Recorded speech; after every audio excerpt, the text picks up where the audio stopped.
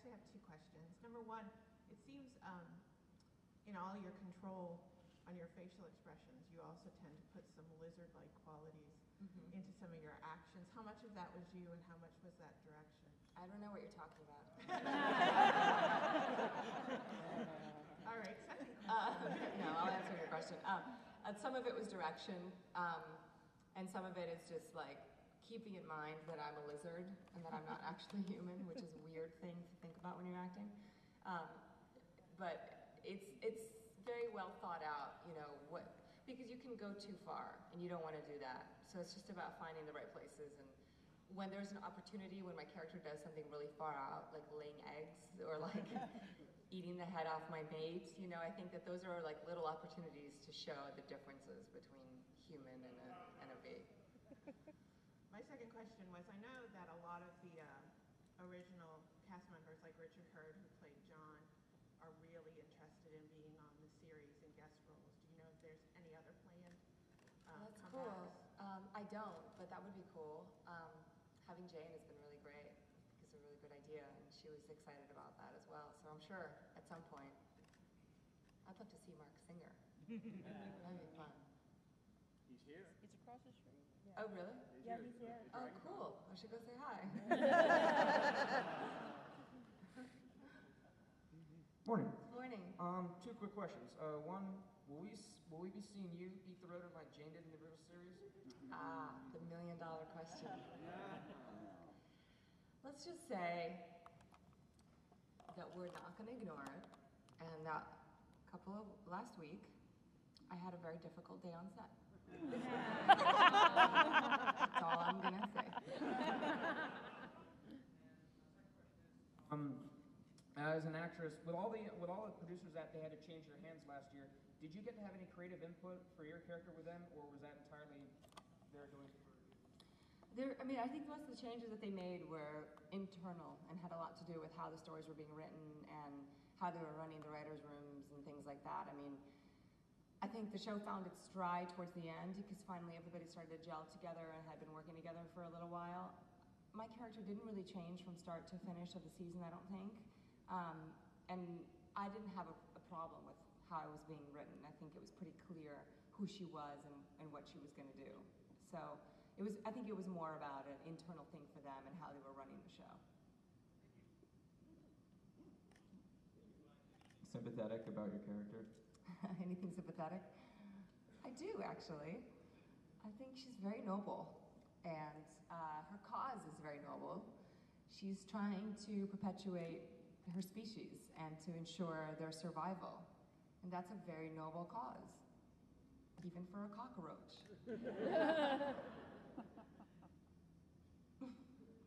I don't think she's a cockroach, but, you know. I really like your character in the sense that you're doing this great iron fist in the velvet glove. Was there any, at the beginning, was there any consideration of doing this as a male lead versus you as a female lead? I don't think so. I think pretty much from the beginning she was who she was. I also think the character started to develop more. You know, in the pilot, she doesn't have a huge role. She has a very pivotal role in coming down to Earth and, you know, approaching humans, but I think also the character started to develop more and more as I came into the picture and, you know, the show aired and there was a reaction to that character and it became a bigger thing than it was originally supposed to be. But I think, I don't know, I mean, I think she's pretty badass and she was intended to be so, and I think it's almost more so that she is a female than if she was just a male. Not just a male, but you know, I think there's something really cool about a show that has two opposing female characters, and I think that was the intention from the beginning from Scott Peters. I don't mean to sound dumb, but I had to say I talked to you. But I want to say, first of all, I don't think they could have picked a better Anna. You do a phenomenal job in that role. I was curious how long a day you end up having to spend on set, how long it takes to film an episode of V. We shoot 8 days for one episode. We have weekends off, so it usually goes into about a week and a half. A typical day is probably 14 hours, but because all my stuff is green screen, I typically work, 2 or 3 days in a row, and it'll be all of my scenes.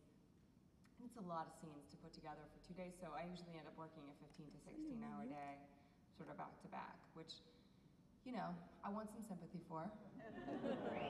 Thank you. But I also have the best job in the world, so I'm definitely not complaining. Thanks. Ooh, I see some V uniforms. Is that what those are? They're so cool. After playing, Nope, still kind of flashy. After playing your role in this show, do you have a more open mindset to there could be actually aliens or visitors in real life? I started to feel like I was going to be struck down from somebody up there by playing this role. It was going to be like, we're not evil, I'm going to kill you. I do feel like there is something out there. I've always believed that there has to be something. I don't think that we're here on our own. There's a huge universe with many galaxies in it, and it would be hard to believe that there is no life anywhere. But I don't know, what is it? Are they gonna come for us? Maybe they would help me. Hey, I was wondering if you watched the show when you were younger, the original miniseries, and if you did it have any effect on your portrayal of Anna? I did watch the show when I was younger. I don't remember too much about it because I haven't rewatched it since, other than to Google the hamster eating scene. Who hasn't? Come on. But it didn't affect this role for me because I just remembered it as this sort of thing from my childhood that I was totally freaked out by. So, seeing Jane in costume as that character on set with me was enough to give me goosebumps and, be reminiscent of the original series for me, but it didn't really affect how I was playing it. Also because, it's 20, 25 years later, things have changed a little bit and our angle for the show is different, so it doesn't feel like we're doing the same show.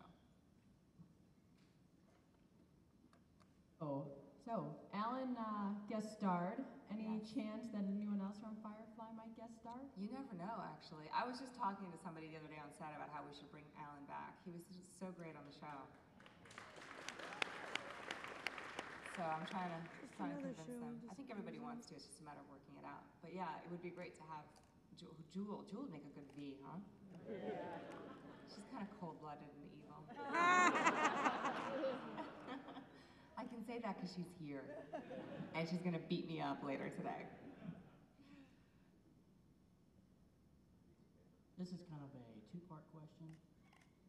When you did the scene and you got to show your teeth, when you were doing that, obviously, that you didn't have prosthetics on.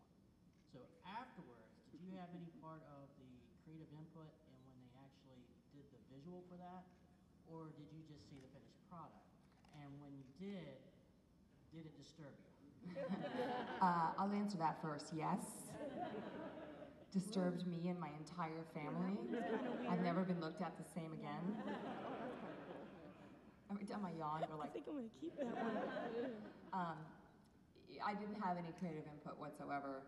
They do their own thing, the special effects department. All I know is I went into the office shortly after that and saw a lot of sketches of what they thought it was gonna be. And it was disgusting. A few of them were like these gnarly teeth that were like all on top of each other, like, right? And I was like, come on, can't she at least have good teeth? She's a lizard, but she doesn't have to have like tartar, So that was my input. I wanted good, healthy teeth.